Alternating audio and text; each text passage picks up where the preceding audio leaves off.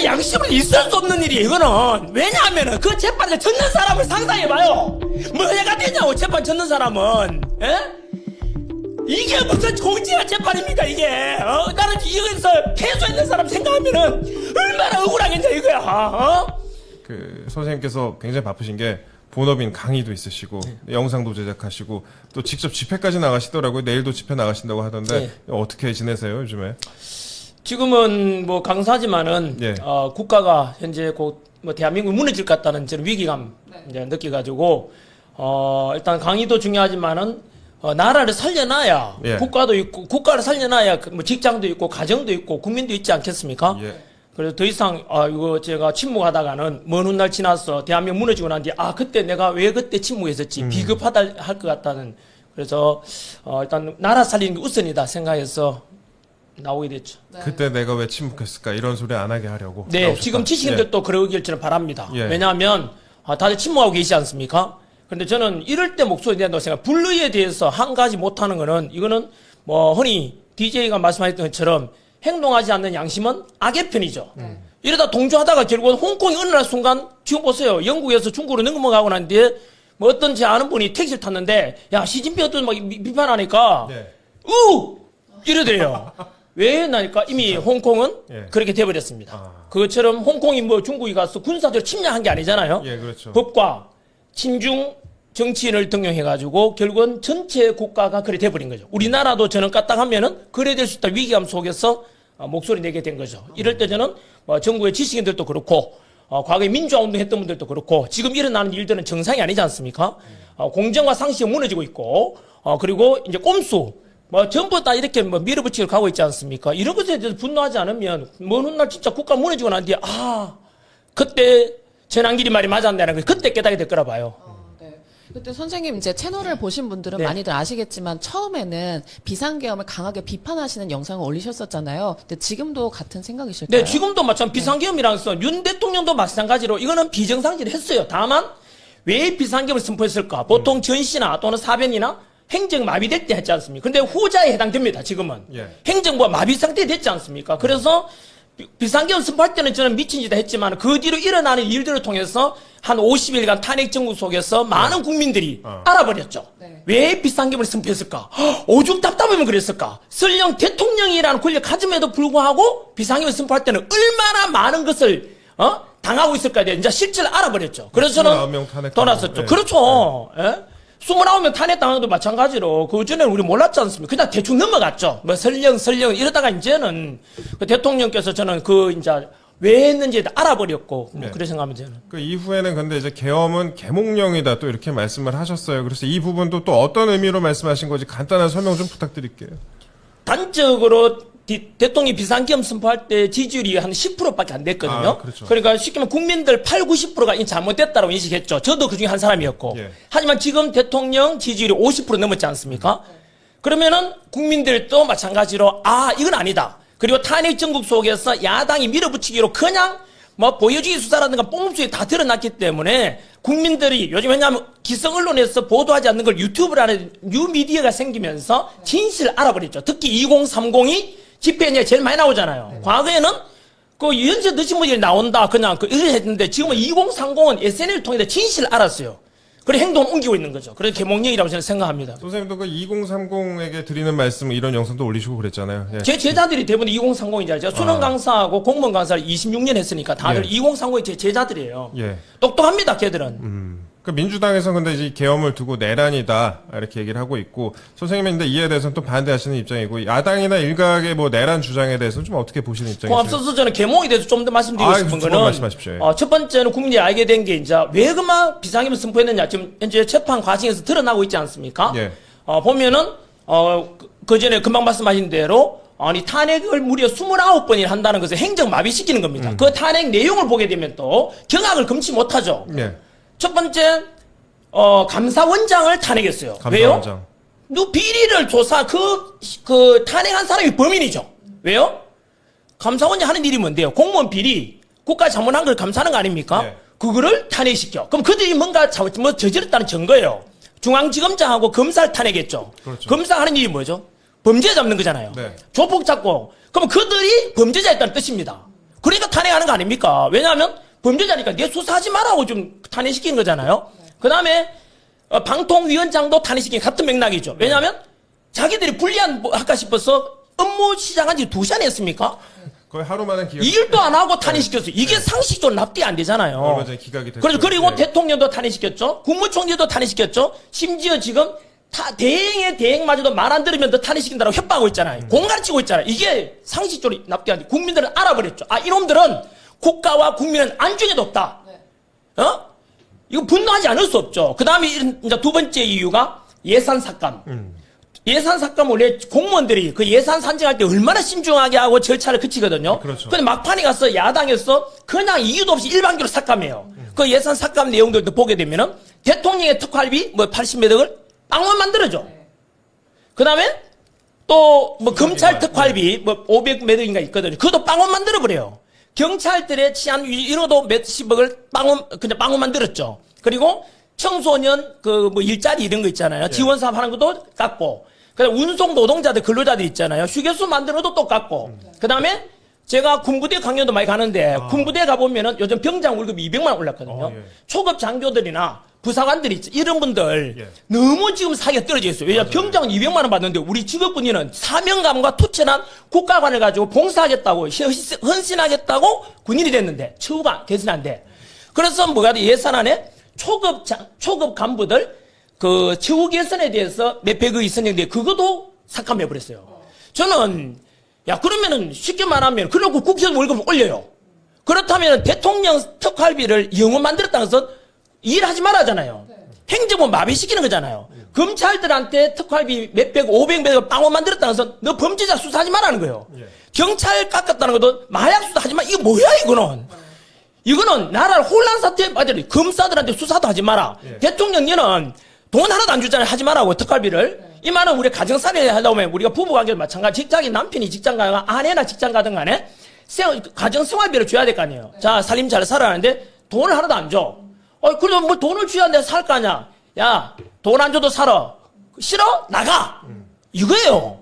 너 대통령 하지 말라는 거잖아. 이거는 오늘 잘못됐죠. 왜냐하면 국회의원도 국민이 뽑았고 대통령도 국민의 선택에 의해서 된 지도자입니다. 예. 그런데 대통령 보고 하지 말라는 거 똑같잖아요. 이거는요. 집 나가라는 거잖아. 그래서 탄핵이 이루어진 걸 보고 국민들은 이건 아니다.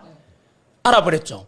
뿐만 아니고 뭐 저는 그 외에도 일어난 일도 수사 과정에서도 너무 이상한 게 많아요. 왜냐하면 첫 번째 공수처가 수사권을 가졌잖아요. 공수처는 원래 내란 수사권이 없어요. 없죠. 뺐답니다.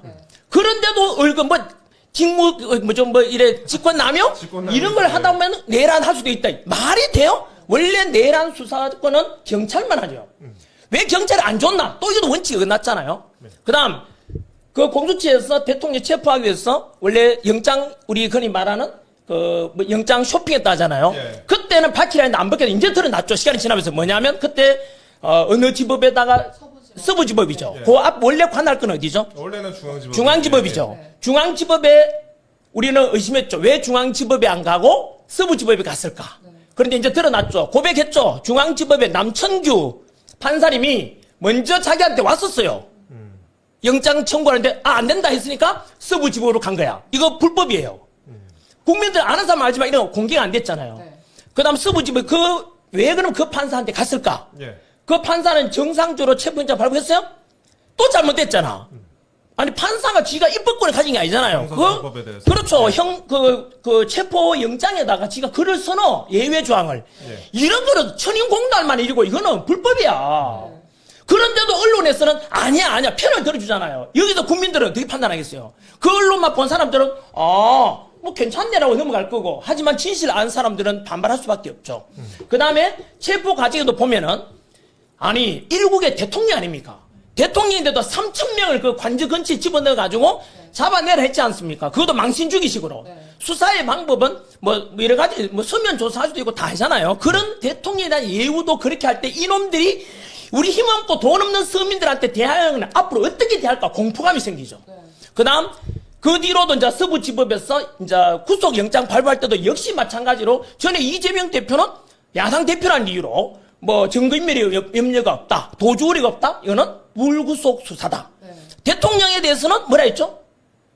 증거인멸 우리가 있으니까 구속이다. 아니 형평성에 대해서 국민들이 또 이제 왜냐하면 젊은 세대들이 이걸 가장 싫어합니다. 공정이 깨졌잖아. 상식이 깨졌잖아요. 예. 분노 안 할 수가 없죠. 저는 이런 이야기 하면 이제 톤이 올라가요. 예. 왜냐하면 이거는 저는 2030을 대변해준다고 생각하거든요. 상식에서 어긋나잖아. 공정에서 어긋나잖아. 그럼 언론에서는 잘못됐다고 해야 되는데 그들 편을 들어주는 언론이 있다니까. 국민들을 완전히 속이고 있는 거예요. 이거는. 그 뒤로 일어난 일들 보세요. 이제 헌재 시간이 왔잖아요.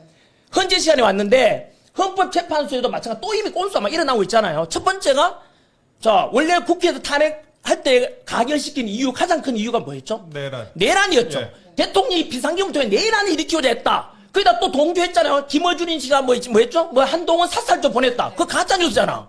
그런 공포감 속에서 이야 이래서 이제 탄핵 가결시켰어. 네. 자 헌법재판소에다 심판해달라 맡겼어.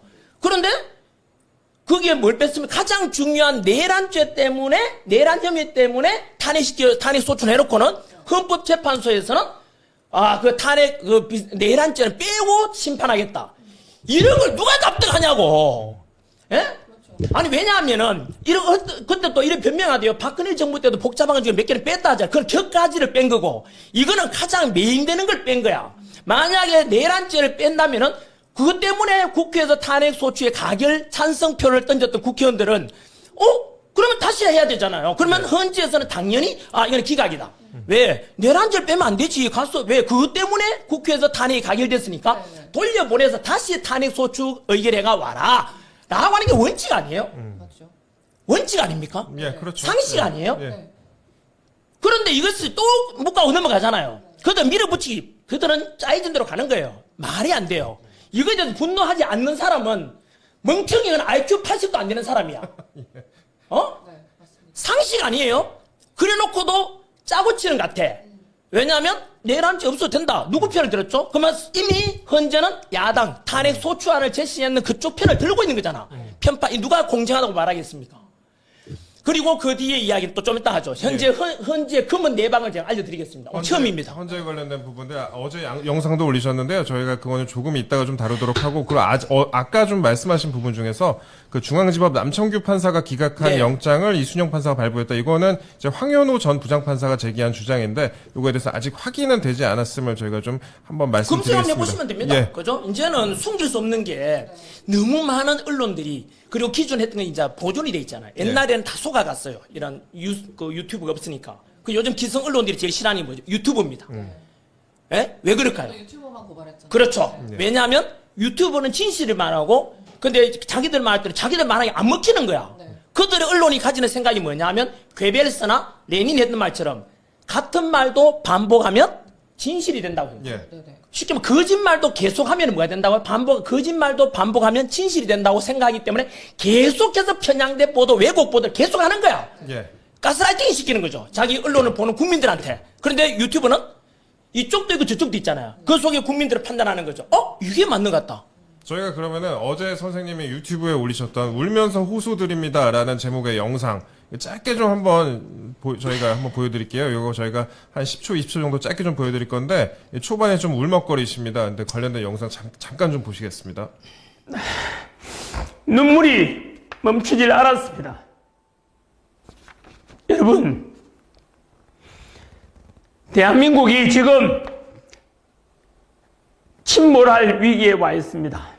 여러분들은 대한민국 최고의 법률기관 헌법재판소의 재판관들을 믿고 있습니까? 저도 그렇게 믿고 살아왔습니다, 지금까지. 선생님 영상 보고 오셨습니다. 그 초반부터 영상에서 좀 울먹거리셨는데 거의 찍자마자 울먹거리셨는데 그 이유를 좀 여쭤봐도 될까요? 생각만 하면 지금도 또 기분이 우울해지고 아하. 걱정이 태산가서 또 눈물이 나려고 하는데 저는 그 헌재 진짜 이런 내막이 있는 걸 처음 알았어요.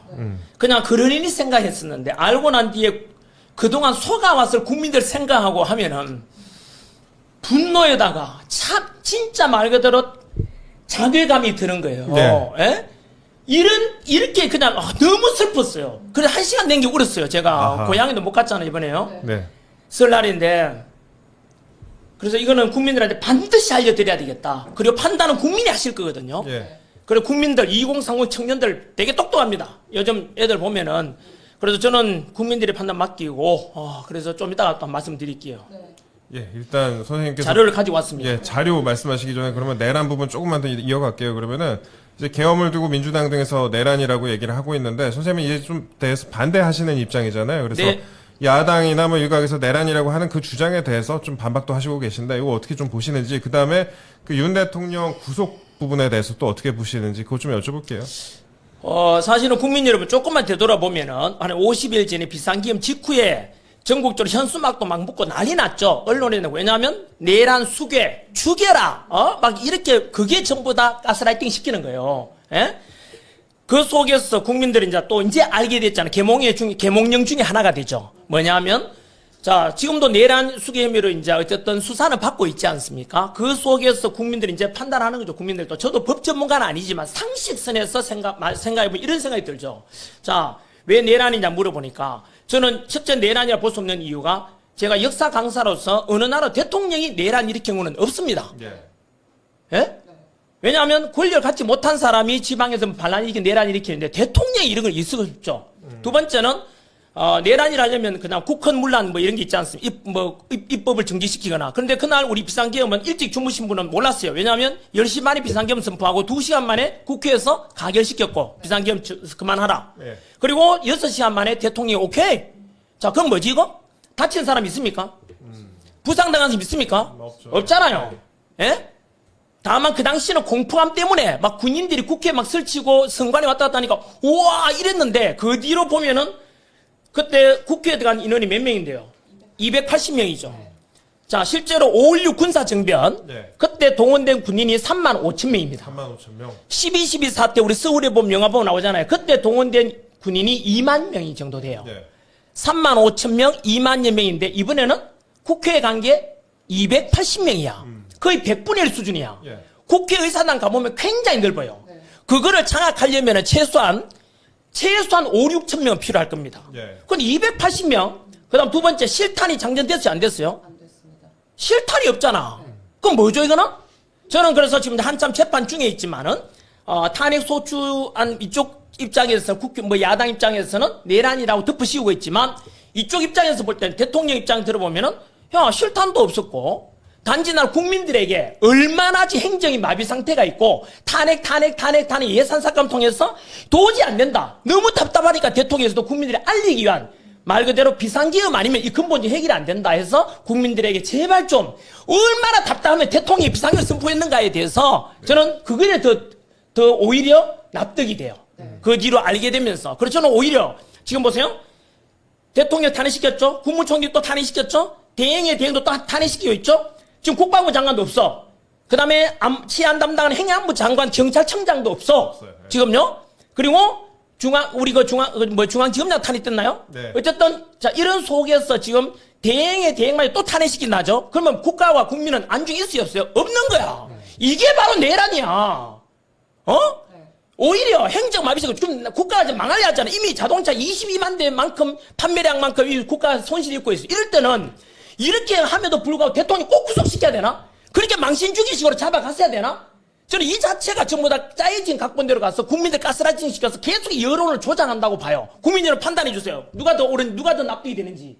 저는 그런 입장에서 볼 때 오히려 비상기엄 이후에 일어난 일들을 통해서 야당이 오히려 더 이거 행정을 마비시키는 거잖아요.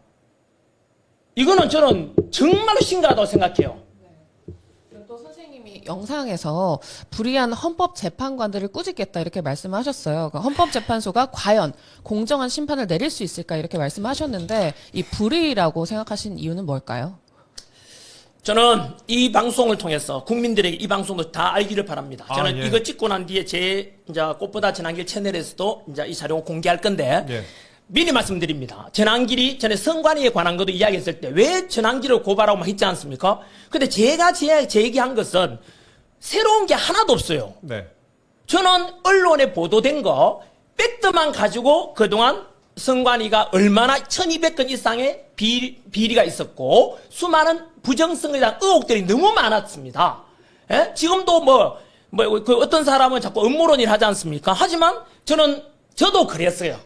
하지만 조사해보고 나니까 공병호 TV만 봐도 알아요. 음모론 주장하는 어떤 의원도 있던데 그 사람한테 말하고 싶어요.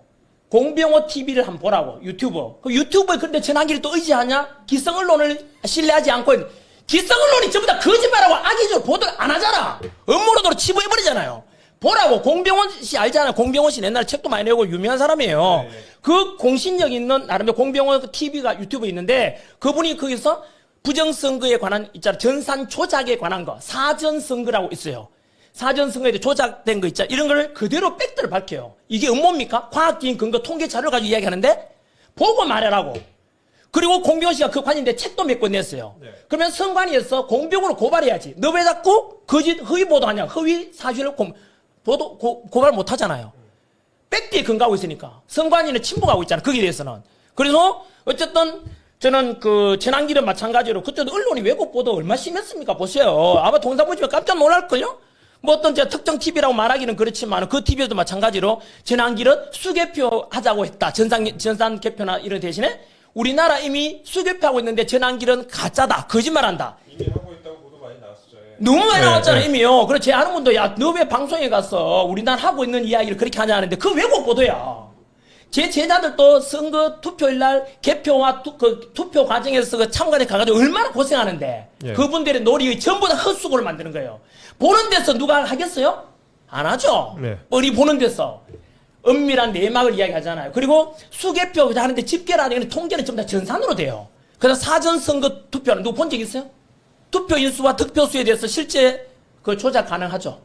이런 거에 대해서 잡아요. 그럼 설령 재난기가 이제 제안한 거는 저는 대만처럼 투표함 이동 없이 있는 그대로 반장승하듯이 투표하고 개표를 다 하자 이거예요. 현장에서 수개표를 그렇죠. 하자. 예. 수개표 직접 다 해서 그러면은 내 투표권 절대 그 도둑 맞지 않을 거 아니에요. 그런데 통계 집계를 같은 거를 전산화해버리면서 TV에서 우리 보고 있잖아. 차차차차 A 후보, B 후보, 유력, 당선 유력, 전부 다 그 통계로 나오는데 그게 중간 사전 투표를 딱 치면은 확 달라져 버려요. 그래서 저는 그런 거에 대해서 종합적으로 지적을 하잖아요. 그러면은, 아니, 이재명 야당 대표도 부정성 의혹이 있다. 그랬다니까요? 그랬었죠. 김어준 씨도 그랬잖아. 에? 그러면은 갑자기 전환기를 와서 지금 이제 공격하잖아. 왜 그랬지? 그들의 의도가 있어요. 왜냐하면, 왜 그럴까? 자기들도 자기 모순이잖아. 안 그래요? 그 의혹이 있든 없든 간에 그러면 다 깨보자. 서버 한번 다 공개해보자. 선관위 거? 그러면 되는데 다들 덮자잖아요. 덮자는 사람들이 도둑놈이죠. 그럼 제가 이거에 대해서 이제 일각에 이제 반대하는 얘기를 좀 네. 제가 질문으로 좀 드리면 부정선거라는 것도 이제 주장하시는 분들 중에서 두 가지로 나뉘는 것 같습니다. 총체적인 부정선거였다. 네. 여태까지 결과 같은 게 총체적인 부정선거다라고 생각하시는 분들이 있고 그 정도까지는 아니고 선관위의 지금 시스템 같은 게 좀 문제가 많아 보인다. 선관위가 그동안에 뭐 채용 비리도 있었고 다양한 문제가 있었기 때문에 선관위가 또 감사원의 감사에 응하지 않은 부분도 있기 때문에 그런 부분을 좀 좁게 보시는 분들도 있고 하는데 그러면 선생님께서는 좀 어떤 입장이라고 봐야 될까요? 저는 총체적인 의혹이 있다고 생각합니다. 예. 부정선거 의혹을 포함해서 왜냐하면 선관위에 대해서 저도 몰랐어요. 이런 구조가 내부가 이런 거를. 그러면 이제 기존에 부정성 의혹이 있다고 소송 제기했잖아. 다 패소했어요. 봐라. 법원에서도 의혹이 뭐 부정성 없다 하잖아요. 놀라운 사실 알았죠. 부정성 의혹이 있다. 소송 제기하잖아. 선관위에다가. 그러면 피고소인이 누가 되죠? 선관위원장이 돼요. 그렇죠. 선관위원장이 피고소인인데 그 재판을 누가 하죠? 대법관이 하죠. 예. 대법관하고 선관위원장을 겸직합니다. 그러면 공정한 재판이 되겠어요? 이것 또한 마찬가지로 공병호 TV든 부정선거 관련된 있잖아요. 까발리는 이런 유튜브 보게 되면은 얼마나 선거에서 제대로 사전선거 다 오픈하잖아요. 오픈 안 해요. 그 소송 과정에서도. 예? 불이한 재판관들이죠. 예? 그래 축구 선수가 지금 선수를 뛰고 있는 거야. 심판이. 근데 이제 선관위에서 선생님께 연락을 드려가지고 좀 설명을 드렸다. 부정선거 네, 아니다라고 통화했죠. 설명드렸다고 하는데 네. 그거에 대해서 좀 어떻게 보세요? 선관위에서 하는 이야기 지금 언론 플레이 하고 있잖아요. 자, 우리는 봐라. 그동안 수많은 감사 다 받았다. 그다음 국정원의 조사 다 받았다. 웃기고 있네. 그건 자기 부정이야. 똑같은 이야기 했느냐 또 하는 거야, 저한테. 들을 필요가 없고 이메일 보내달라고 이메일 받았어요. 그래 다음에 이제 2탄 찍을 거거든요. 2탄 찍을 때 그것까지 제가 오픈 다 할게요. 한 번 더.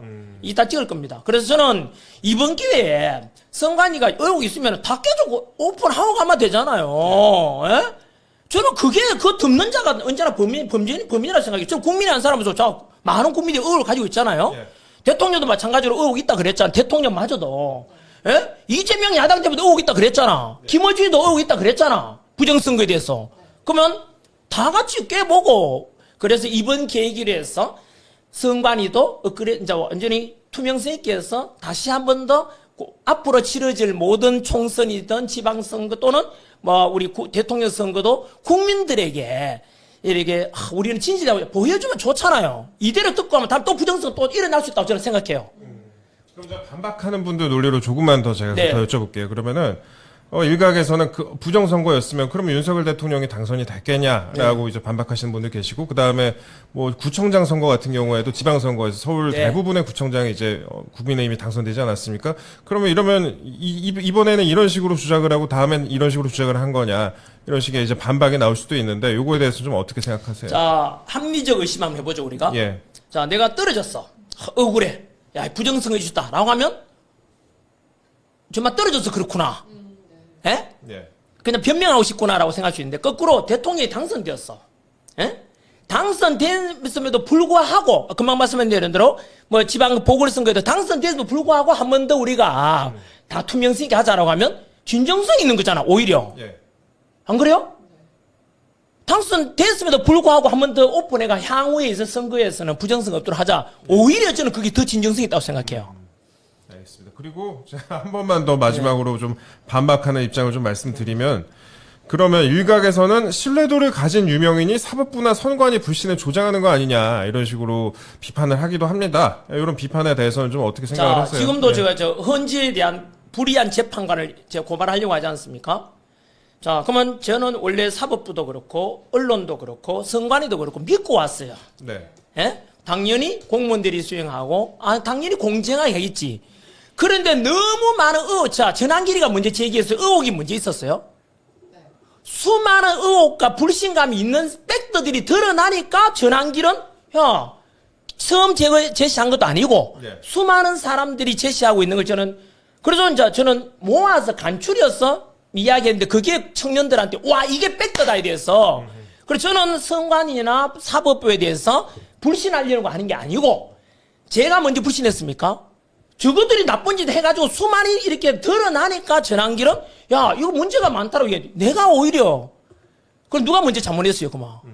그들이 먼저 잘못했잖아요. 많은 국민들도 아마 그걸 동감하고 있잖아요. 저는 불신 조장하는 게 아니고 헌재도 지금 이제 보여드릴게요. 헌재에 대해서도.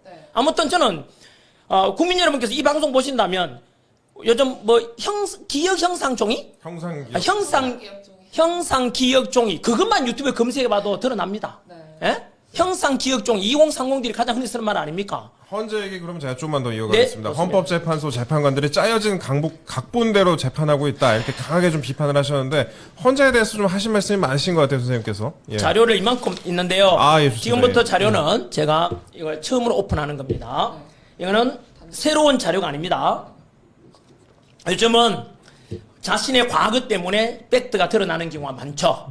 첫 번째 현재 불의한 재판관 중에서 현재 헌법재판소장을 대신하고 있는 문영배. 대행하고 있는 문형배 재판관에 대해서 말씀드리겠습니다. 첫 번째 먼저 너 이재명하고 친구라면서 국민들이 의혹을 제기하자 헌재에서는 이렇게 보도했죠. 이재명과의 친분 관계 사적인 친구 관계, 개인적인 관계로 헌재 심리에 영향 없다라고 보도하고 넘어가요. 자, 그러면 사적인 관계 관련 있냐 없냐? 자, 그다음 두 번째, 그죠? 그 이제 그 답변했는데 예. 그 문영배 페이스북 팔로우하는 사람이 누구냐? 김어준, 네. 김재동, 이재명입니다. 자, 그러면 국민들이 또 납득이 안 되죠. 이거는 늘 뭐 페이스북을 통해서 스스로 그걸 보고 있다는 편향됐다는 뜻이잖아요. 예. 누가 봐도. 그러자 문제가 생기니까 드러나니까 계정을 삭제해요. 은팔하고 해버리잖아요. 이거는 뭐죠? 증거인멸이죠. 트위터 계정 삭제. 그렇죠. 네. 트위터 계정 삭제는 정답 떳떳하다면은 놔두면 될 거 아니야. 삭제했다는 건 뭐죠? 법적으로 이거는 증거인멸이에요. 나는 그러지 않았다. 숨기는 거잖아요. 그 다음 국가보안법 폐지를 주장했습니다. 자, 그러면 어떤 안보관을 가지고 있는지 의심할 수 있지 않겠습니까? 그 다음 나는 우리법 연구회 저는 비상 계몽령인 중에 하나가 사실은 우리법 연구회 국제 인권법 연구에 대해서 듣기는 들었지만 이렇게 내막이 심한 줄은 몰랐죠. 아까도 있었듯이 공수처장도 국제인권 같은 거라 생각하고 우리법 연구에 후신이 국제인권법 그쪽 소속이었고 이순영 판사 서부지법에 체포제 발부한 사람도 그쪽이었어요. 그들끼리의 네트워크가 형성됐다는 걸 알아요. 그 다음 지금 헌법재판관도 마찬가지입니다. 지금 우리법 연구에 현재 3명이 지금 헌법재판관이 있고 1명 더 임명하려고 하죠. 마은역을. 그도 또 그쪽이야. 국민들이 어떻게 생각했어요? 과연 공정한 재판이 이루어진다고 생각했습니까? 그러면서 자, 그 문영배가 이런 말 했어요. 나는 우리법 연구의 내부에서도 가장 왼쪽에 있는 사람이다. 스스로 한 말입니다. 네. 이 말은 가뜩이나 진보 좌파 쪽에 나는 극좌파다라고 볼 수가 있겠죠. 그죠? 가장 왼쪽에 있다 그랬어요. 무슨 뜻이죠? 설마 우파라고 말할 수는 없지 않겠습니까? 네. 자, 그 다음 2006년에 본인이 신문기고에 의하면 이런 말이 있었거든요. 본인이 사소한 선거법 위반 혐의도 엄벌에 처해야 된다라고 말했어요. 문영배가.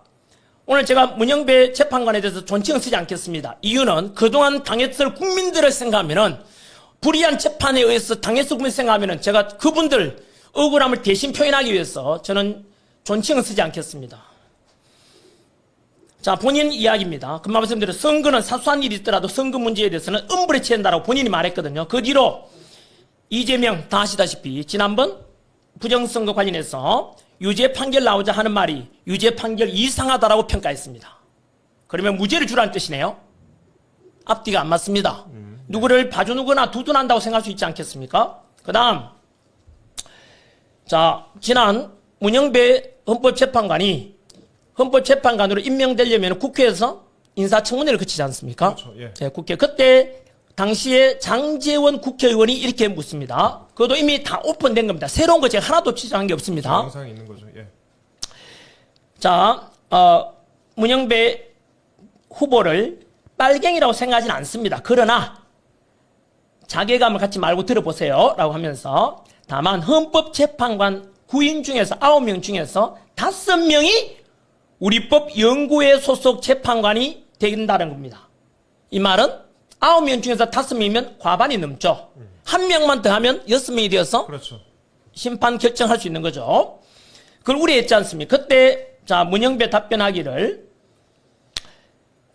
우리법 연구에는 학술 단체로서 이념이나 뭐 성향의 어쩌고저쩌고 이런 이야기 나오거든요. 이것도 오픈된 겁니다. 그런데 그 다음에 PD수첩에서 제작진에 대한 무죄 판결 딱 다음 날에 문영배가 블로그에 올린 글입니다. 문영배의 글입니다.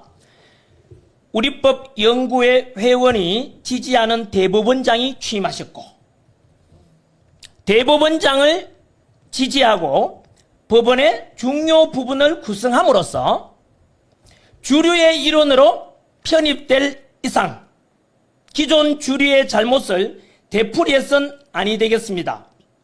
박시환 정신으로 함께 나갈 것 이렇게 썼거든요. 그럼 박시환 정신이 뭐냐? 자, 본인이 밝힙니다. 예. 본인이 쓴 글입니다. 우리 모임은 우리법 연구회입니다. 법원 내 여러 연구 모임처럼 회원의 실력 향상이나 역량 정진 등 개인의 발전을 목표로 하는 모임은 아니다. 그럼 뭐죠?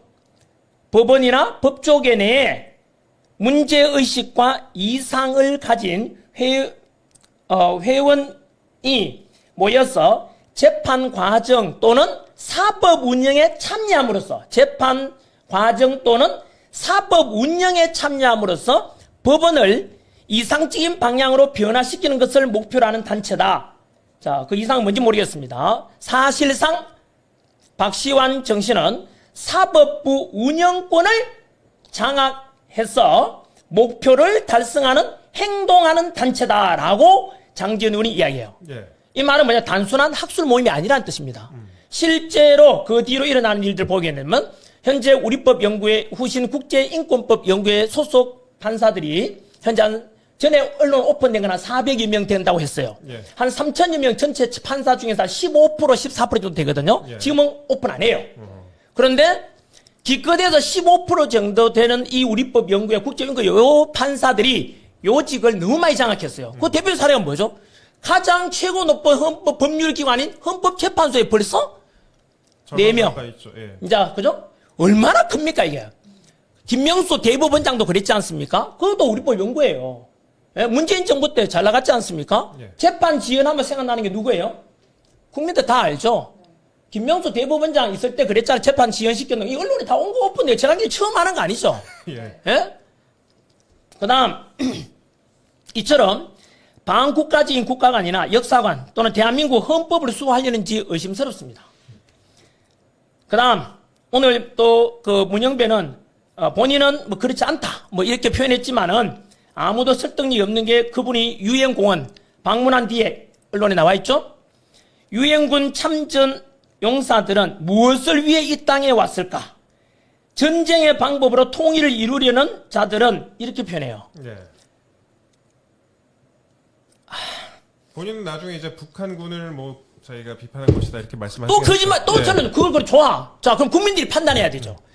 앞에서도 이렇게 자기 관련 없다, 이재명하고 삭제 관련 없다 해놓고는 삭제 다 해버리고 정견밀하고 너무 관련된 게 많이 나오잖아요. 그런데 지금은 또 유엔공원에 가서 그때 글 쓰는 거에 대해서 나는 이렇지 않다. 또 저는 거짓말이라고 봐요. 그러니까 거짓말보다는 설득력이 없다고 봐요. 왜? 늘 앞에서 했는 것처럼 잘못해놓고는 아니다. 행동이 중요하잖아요. 말보다는요. 그래서 저는 그 역사 강사로서 6.25 전쟁 때 우리나라에 와서 미군을 포함한 유엔군이 16개국이 와서 얼마나 많이 희생됐는데요. 그 희생군들이 왜 왔는데요? 공산당 막을 내고 평화, 자주평화, 자유평화를 지키려고 왔는 군인들한테 너희들이 왜 왔느냐라고 이렇게 만약 회고한다 치면은 저는 이 사람에 대해서 국가관에 대해서 국민들께서 심판해야 한다고 저는 생각해요. 저는 새로운 주장이 하나도 없습니다.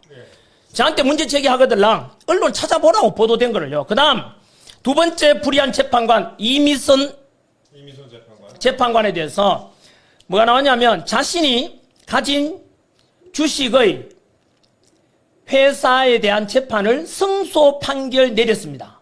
그리고 나서 승소 판결을 내린 그 회사의 주식을 삽니다. 여러분 이건 뭔지 아십니까? 그냥 단순한 문제가 아니에요. 내가 재판관이잖아. 심판하는 거잖아. 인간 세계에서 이거 신이 존재하는 인간 세계라면은 대법관, 이거 판사가 판결하면 끝이야. 그 판결하면서 A와 B가 소송 지음에 있는데 내가 A를 편든 거잖아. 왜냐하면 이렇게 네 승소해놓고 네 회사 주식을 내가 사겠다는 거잖아. 이 말은 법관의 양심으로 있을 수 없는 일이에요. 이거는. 왜냐하면은 그 재판을 졌는 사람을 상상해봐요. 뭐 해가 되냐고 재판 졌는 사람은. 에?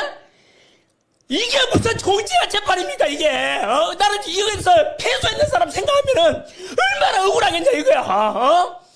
어떻게 지가 재판 승소해주고 그 재판 승소의 회사 주식도 산단 말이야 이거를. 법과 양심이 어딨냐고 이게.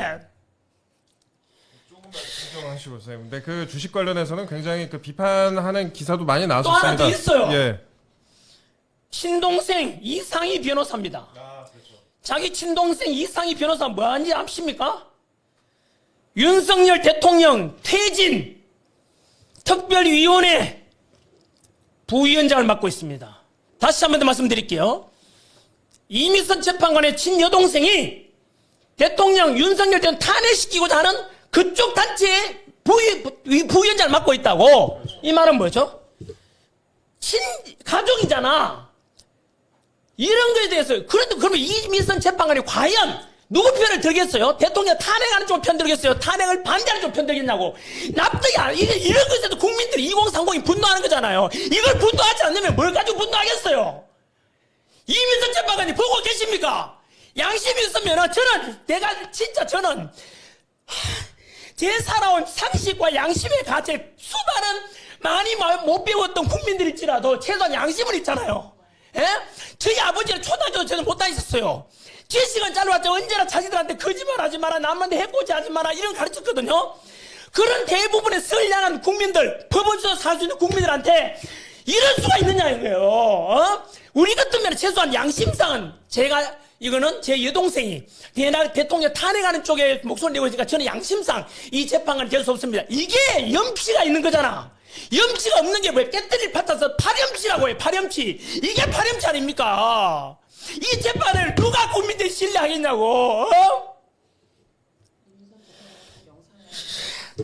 문영부에도 마찬가지잖아. 이런 국가를 가진 사람을 가지고 윤석열 대통령 자유민주주의 지키려고 지금 탄핵이 당하고 있잖아요. 지금 자유민주주의 지키고 하는 사람한테 이런 국가를 가진 사람. 그래서 또 한번 이야기해볼까요?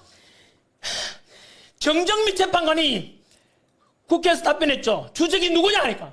그런 거는 정확한 답변 전혀 저는 밝히는 것은 부적절하다 그랬습니다. 왜? 지금 우리 누가 휴전선에서 맞서서 수많은 우리 군 장병들이 목숨 걸고 북한에 맞서 싸우고 지금 대치하고 있는 상황이잖아요. 북한은 핵 쏘고 있고 미사일 연습하고 있는데 이런 속에서 지금은 북한이 주적이 뭐예요? 공산당인데 그걸 왜 떳떳하게 말 못하냐고.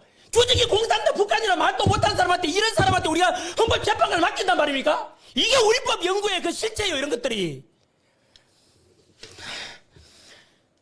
정계선. 예. 그 다음 정계수는 마찬가지 우리법 연구입니다. 그 다음 마은역. 지금 헌법재판관이 8명 있죠. 9명을 채워야 되는데 8명이에요. 그런데 왜 마은역? 원래는 국회에서 동의를 구해야 되죠. 여야 합의하에 추천해서 헌법재판관 임명해야 되는데 지금 야당에서 일방적으로 최상목 대행이 임명하지 않는 것은 위헌이다. 이래서 위헌 심판을 누가 하죠? 또 헌재에서 해. 네, 2월 3일에. 자, 그러면 헌재에서 했는데 헌법재판관 문영배가 또 뭐란 말했어요?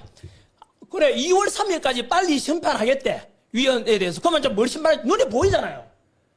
마은역을 임명하려고 하겠죠. 임명하는 순간 국민들은 다 뒤집어져 일어날 겁니다. 한 번 더 말씀드리지만 왜냐하면 마은역이야. 왜 마은역이 뭐 있는지 검색해 보세요. 마은역에도 검색해보라. 국민들이 알아야 된다고. 저는 이 방송 나와서 진실을 알려주고 싶다고. 언론에서 이런 말 안 하잖아요. 전환길이 말하면 너 왜 헌재를 흔드는지 아는데 이걸 알고 내가 흔드는 거야. 헌법재판관이 불이한 거야. 이거 누가 문제냐고. 저는 지금까지 우리가 흔히 마오도 대부분 국민들은 어떻게 생각하는지 압니까? 헌법 법률이 아니라 제일 높은 게 헌법재판관이야. 그들이 입고 있는 그 멋있는 제복 너무나 권위 있어 보이고 너무나 올바른 재판할 거라고 믿고 있습니다. 언제나 그래도 존경심을 표하고 언제나 재판관한테. 그럼에도 불구하고 지금 내막에는 이런 검은 커넥션이 있는 걸 보고 이런 걸 보고 저는 어떻게 이런 재판관이 헌법재판관이 될 수 있냐고. 누가 자문했는데 전환길이 자문했는데 아니면은 불이한 재판관이 자문했냐고. 이런 거 생각하면 눈물이 안 날 수 없잖아요. 이런 불이한 재판을 통해 대통령 탄핵시킨다고? 누구들이 뭔데? 선생님 좀 진정을 하시고요. 일단 그 헌법재판소 관련해서 여러 가지 좀 문제 제기를 좀 하셨습니다. 헌법재판소 재판관들이 지금 뭐 특정 연구에 수석이 많다. 그 다음에 또 이들의 그 가족들이나 이런 처신에 대해서도 좀 말씀을 하셨어요. 그 이미선 재판관의 친동생이 지금 윤석열 대통령 퇴진 특위 부위원장이다. 그리고 지금 말씀은 또 안 하셨지만 정계선 재판관의 남편 역시 윤석열 대통령의 탄핵 촉구 시국 선언에 이름을 올린 바 있습니다. 자, 지금 눈물을 흘리고 계시는데 그 휴지 있으세요? 예. 괜찮습니다. 예, 선생님 좀 한 텀 좀 쉬어가시고. 그러면은 제가 질문 좀. 제가 오늘 진짜 방송 조용히 하려고. 예. 아니, 하고 싶은 생각했거든요. 말씀 다 하고 가십시오. 예. 하지만은 이런 거 생각하면은 그동안 이들이 저질렀던 불이한 재판에 심판을 받았던 사람들이 얼마나 억울한 사람이 많았겠냐 이게요. 몰라서 그자는 저처럼 당연히 헌법재판관은 법과 양심과 절차와 법과 양심에 따른 재판인 걸 믿고 있었는데 알고 보니까 그리고 저는 한마디 더 하고 싶어요. 국민 여러분, 앞으로 모든 재판받을 때 우리나라의 우리법연구회 후신 국제인권법연구회 소속 판사들이 아직도 수백 명이 있습니다. 앞으로 그런 정치 관련 소송 걸리면은 재판관들한테 확인하세요. 당신은 우리법연구회 소속입니까? 당신은 그 후신 국제인권법연구회 소속의 판사입니까? 물어보고 그쪽이었다면 재판 기피 신청하십시오. 절대로 그들에게 올바른 재판 심판을 못 받습니다, 여러분. 반드시 재판 기피 신청을 하라고요. 그리고 우리법 연구회와 국제인권연구회 소속 판사들은 너희들 공무원이잖아, 공무원. 내가 작년에 세금 27억을 5천 냈다고. 우리 국민들이 내 세금으로 공무원에 하고 있는데 어떻게 양심 있으면 다 나가라고. 사직서 쓰고 나가라고. 왜 그동안 너희들이 저질렀어? 그걸 생각해봐. 이렇게 말 절절하게 말씀을 지금 하고 계십니다. 그 눈물까지 흘리셔가지고 저도 좀 여러 가지 생각이 드는데 참 아까 이제 세금 얘기도 하셨고 그 다른 얘기 좀 해보겠습니다. 그 선생님께서 지금 연 한 60억 정도의 수익을 지금 포기를 하고 지금 이런 활동을 하고 계신 거잖아요. 그래서 이렇게까지 또 나서는 이유, 본인은 어떻게 보면은 내려놓으시면서 여러 가지 활동을 하고 계시는데 그렇게 나선 이유에 대해서도 좀 짤막하게 좀 설명 좀 부탁드릴게요. 특히 이제 젊은 세대에게. 전환길이 얼마나 답답하면 나왔겠습니까? 한번 생각해보세요. 어떤 사람은 전환길이 저러다가 이제 학원 강사 1타 강사 되고 돈 벌었으니까 이제 정치에 기웃거리네. 어디에 당에 공천받아 국회의원 하려고 하는구나. 안 한다고 밝혔지 않습니까? 저는 국회의원 할 능력도 안 되고 대통령 할 능력도 안 돼요. 저는 강사 선생입니다. 2030 세대들을 위해서 오죽 답답한 나왔게 제가 고발당했잖아요. 민주당에서 저를 고발했잖아요. 선관위를 비판했는데 저는 민주당이 왜 고발하냐고. 선관위하고 민주당 무슨 관련이 있는데요. 그건 민주당이 답변할 차례잖아. 일벌백계 한다고 하시는. 일벌백계. 여러분 전환길처럼 이런 인기 있는 사람한테도 그 정도로 고발한다면 돈 없고 힘없다 우리 2030 세대 유튜브 통해서 크리에이터 돼가지고 자기 목소리 내고 싶은데 그걸 탄압한다는 거잖아. 입들만 하자는 거잖아. 이게 민주주의냐고. 그들이 당할 걸 생각해보면 전환길이 안 났으면 안 되는 거예요. 저는 지금 60억 돈 버는 것보다 국가 살리는 게 우선이에요. 제가 욕먹더라도 욕할 사람 하라고 대신에 진실을 알고 욕해달라고요. 욕먹을 각오하고 나왔잖아요. 민주당에서 연락은 혹시 왔습니까? 오겠어요? 쪽팔리는데 할 말 있겠어요? 이제 우리 살짝 조금 진정하시고 좀 시간이 거의 다 됐는데 저희가 9시까지 딱 7분 정도만 좀 더 하겠습니다.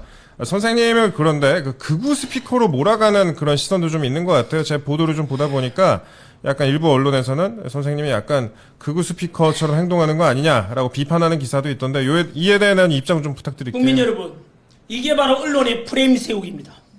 언론에서는 전환길이가 윤석열 대통령만큼은 절대 탄핵시키면 안 된다고 탄핵 반대하니까 전환길은 극우다. 저는 이승만 대통령에 대해서도 존경합니다. 이유는 우리나라의 공산당과는 같이 할 수 없다. 실체를 먼저 깨달았던 이승만 대통령은 무조건 자유민주주의로 가야 된다는 걸 선택했기 때문에 그 높이 평가합니다. 독재 있는 것은 물론 저는 부정히 평가합니다. 박정희 대통령 정체성장 자료를 냈습니다. 그 다음 DJ와 YS는 민주화 운동을 위해서 평생 헌신하신 분입니다. 그 덕분에 우리나라는 영구 200년이 이르는데 우리의 40만의 민주화 이루어졌는데 그분들의 헌신도 우리는 감사해야 됩니다. 그리고 노무현 대통령 노사모라 그랬지 않습니까? 원래 진보 쪽이었고 노사모 출신이라 그랬잖아요. 하지만 노무현 대통령이 부르신 게 뭔데요? 바로 지역통합 그리고 실용주의입니다. 그래서 진보 세력에 의해서 당선되었지만은 실용주의에서 한미 FTA 체결하고 그리고 미라크의 자유통부대 파병하고 확실한 한미 동맹이 중요하다는 걸 말씀하셨고 난 그런 게 노무현 정신이라고 생각해요. 그러면 제가 극우입니까? 노사모 출신이고 노무현이 이런 정신 계산하는데 극우입니까? 그거는 언론이 바로 전환길에 대해서 또 지금 시위하는 사람들 전부 다 극우로 몰아가잖아요. 그게 바로 프레임 씌웁니다. 왜? 대다수 국민들이 거기에 편들지 마라 그랬는데 웃기고 있네. 만약에 전환길을 극우라는 사람은 극좌빨이야. 이렇게 상식권, 저는 좌파도 아니고 우파도 아니고 상식파입니다. 국민 상식파. 그러나 2030 세대들에게 이런 언론과 기성 특정 정치 세력이 프레임 씌우기에 빠지지 마십시오. 국민 상식파입니다. 저는. 선생님 그 유튜브 구독자가요 지금 100만 명을 넘을 정도로 빠르게 증가하지 저 않았습니까? 100만 원 넘는 관심 없습니다. 왠지 아십니까? 저는 유튜브 통해 돈 버는 거 하나도 없습니다. 그거는 편집자가 다 가져갑니다. 그러니까 그런 뜨거운 반응의 원인이 뭐라고 생각하십니까? 왜 반응하겠습니까? 지금도 똑같이 이 방송도 저는 반응이 있을 거라고 봐요. 왜요?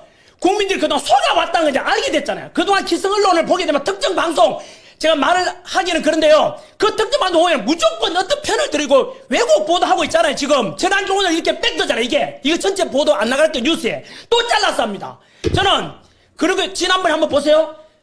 윤석열 대통령이 뭐라 했냐면 제가 갇혀 있더라도 나 국민과 함께 싸우겠다 그래요. 국민과 함께 싸워가겠다. 예. 그런데 뭐라고 되어 있죠? 국민과 싸우겠다. 국민에 대해서 맞서 싸우겠다 이랬어요. 그런 게 언론의 왜곡 보도입니다. 그래서 저는 지금 청년들이 제 유튜브 영상에 열광하는 이유는 저는 전환길의 진정성입니다. 저는 얻는 게 없습니다. 저는 이렇다고 해서 전환 인기가 전혀 저는 얻는 거 하나도 저는 얻는 게 없습니다. 오직 손해보는 것밖에 없습니다. 제 수강생들한테 공무원 수업도 욕 엄청 넣어먹고 있습니다.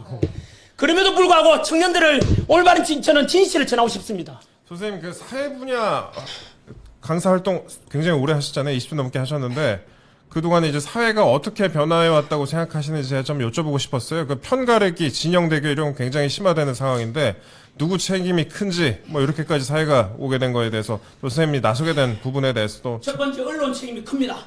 지금 언론은 너무 극단적으로 나뉘어서 정치 편들게 하고 있습니다. 두 번째는 기존에 누구라고 말하진 않겠습니다. 국민들을 갈라치기 했습니다. 국민 통합을 부르짖었던 노무현 정신하고 정반대입니다.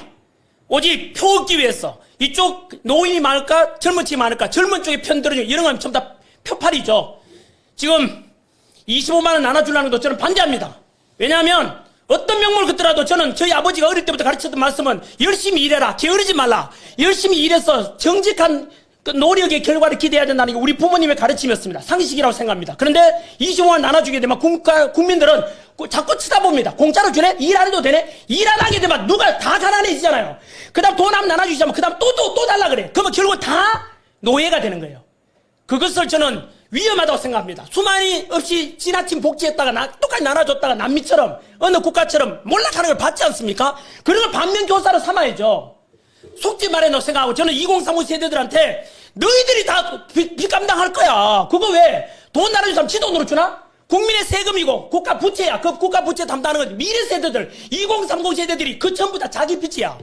그걸 모르고 저는 깨닫는 청년들이 더 많을 거라고 봅니다. 판단은 국민들이 알아서 하실 거고 양식 있는 분별력 있는 청년들은 저는 알아먹을 거라고 생각합니다. 제가 어제 선생님 영상 보다가 좀 인상 깊은 부분이 있어서 좀 말씀드립니다. 플라톤의 말을 인용을 하셨어요.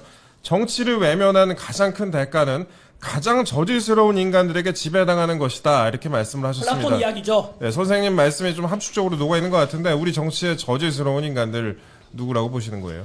저는 뭐 지금 이야기하기는 그렇고 예. 국민들이 판단할 거라 봅니다. 저는 공정과 상식을 깨는 사람들이 그런 세력이라고 봅니다. 공정과 상식, 법치주의가 무너지고 공정이 무너지고 상식이 무너지면서 권력을 잡으려는 그 집단들이 결국은 국민을 우롱하고 속여서 언론을 이용하고 사법부 카르텔을 받지 않습니까? 사법부 선관위 그리고 수사기관, 공수처 그리고 헌법재판소까지 특정 세력이 이렇게 장악하고 있는데 그런 걸 통해서 국민들을 호도해서 나쁜 방법으로 지배하려는 그들이 그 플라톤이 지적했던 그들이라고 나는 생각합니다.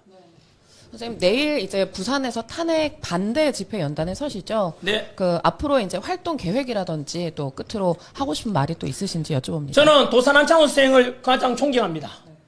꿈이라도 거짓말하지 말라. 그래 청년이 죽으면 민족이 죽는다고 했습니다. 저 역시 마찬가지로 여기 지금 방송하는 이유, 집회 나가는 이유는 도산 한창원 선생이 가르친 대로 청년들에게 있는 그대로를 전하고 싶습니다. 그래서 저는 제 말에 대해서 왜곡하면 저는 있는 그대로 이야기한 것뿐입니다. 그래서 청년들이 앞으로도 첫 번째는 진실을 알려주는 역할을 할 겁니다. 그래서 집회든 방송이든 이렇게 하는 거고요. 두 번째는 아무도 가지 않은 길을 갈 겁니다. 왜냐하면 이렇게 하게 되면 저 전환길은 정치하려고 하는구나. 웃기고 있네. 안 한다고 제가 얼마나 이야기했습니까? 거짓말 안 한다 했죠? 정치 안 한다고요. 오직 국민들에게 청년 2030 세대에 알려주고 싶다고 진실을. 그래서 저는 앞으로 청년들에게 대통령 탄핵 반대한다 그랬죠? 참 탄핵 결정적으로 윤석열 별로 좋아하지 않았는데 탄핵 제가 반대하는 이유가 결정적으로 저는 나라가 어려우면은 충신 간신이 드러나듯이 대통령이 그 관지에서 체포돼 갈 때 진심을 받자 그랬습니다. 뭐냐면은 그렇죠. 그때 그 바깥에서는 찬성 반대 국민들이 있었고 경찰이 있었고 경호처가 있었는데 그때 어느 당에서는 야 총 맞더라도 대통령 끌어내라 그랬습니다. 어떤 정치인들이 그런 말 할 수 있습니까? 뭐라고요? 총 맞더라도 끌어내라고? 저는 그때 본심이 드러났다고 봅니다. 두 번째, 대통령은 그때 뭘 말하고 했는지 아십니까? 바깥에 있는 국민들도 그 탄핵 찬성만 해도 우리 국민이고 경찰도 우리 국민이고 경호처도 우리 국민인데 어떤 국민 한 사람도 타치할 수 없다. 차라리 내가 끌려가겠다 했습니다. 이게 바로 역사 속에 나오는 일이 발생할 때 지도자는 내가 헌신하겠다. 그게 참다운 지도자입니다. 저는 그때 윤석열 대통령이 얼마나 국가와 국민을 진심으로 생각하고 생명 하나를 아끼는지를 알았어요. 그래서 저는 그때 결심했습니다. 이런 지도자를 우리가 살려내야 된다. 불의한 재판관들에서 이런 탄핵 심판 인용되고 자르는 저는 그들이 반국가적이라고 봅니다. 윤석열 대통령이 국가와 국민 살리겠다는데 반박해보라고! 그래서 저는 윤석열 좋아하진 않았지만 그래도 일단 지금은 대통령도 없고 국무총리도 없잖아요. 빨리 대통령 복귀시켜놓고 난 뒤에 그때 대통령 잘못하면 비판하자는 거야.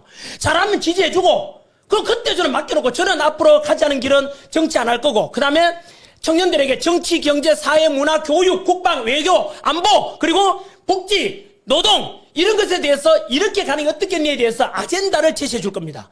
그래서 저는 정치적으로 자유민주주의로 가자. 경제는 건전한 시장 경제로 가서 기업가가 존중받고 근로자가 존중받고 사회적으로 복지사회로 가서 약자들을 우리 배려해줘야 된다. 이런 거 가지고 있습니다. 그리고 안보도 마찬가지로 미국과 철저하게 우리는 안보 한미를 같이 가야 돼요. 왜냐하면 러시아, 중국, 북한하고 현재는 약간 군사적으로 적대니까 한미일 우리가 3국에 합치고 대신에 이웃 나라 중국에 대해서도 국익을 위해서 경제적으로 실력을 얻어야 되니까 그런 것에 저는 열린 마음을 가지고 있습니다.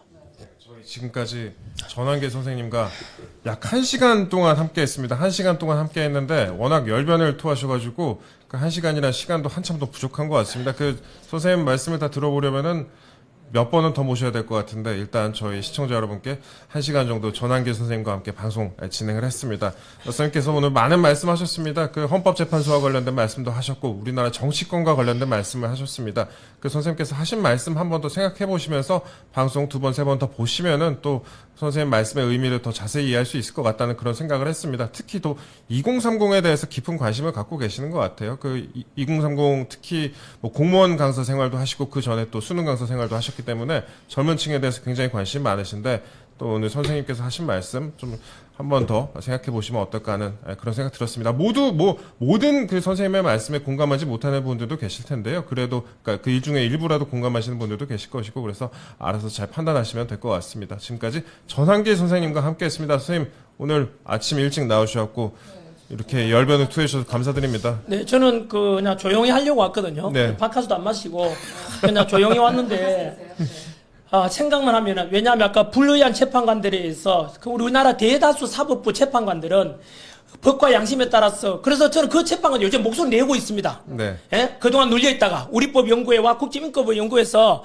워낙 장악하고 있으니까 판사들도 공무원이기 때문에 쉽게 목소리 내기 힘들지만은 요즘 내고 있습니다. 그것도 검색해보시면 나옵니다. 그래서 저는 그런 불의한 재판관 일부 정치 편향된 판사들 때문에 억울하게 당했을 그 사람들 생각을 하면은 지금 또 봐요. 눈물이 날라고요. 그 사람들이 얼마나 억울하겠어요. 몰랐다고 이런 거를. 저는 국민들 이런 걸 알려드리고 싶고 청년들에게 분명히 부탁드리고 싶습니다. 행동하지 않는 자의 양심은 악의 편이라 그랬고 그리고 슬픔도 노여움도 없이 살아가는 자는 대한민국을 사랑하고 있지 않다. 바로 러시아 시인의 이야기입니다.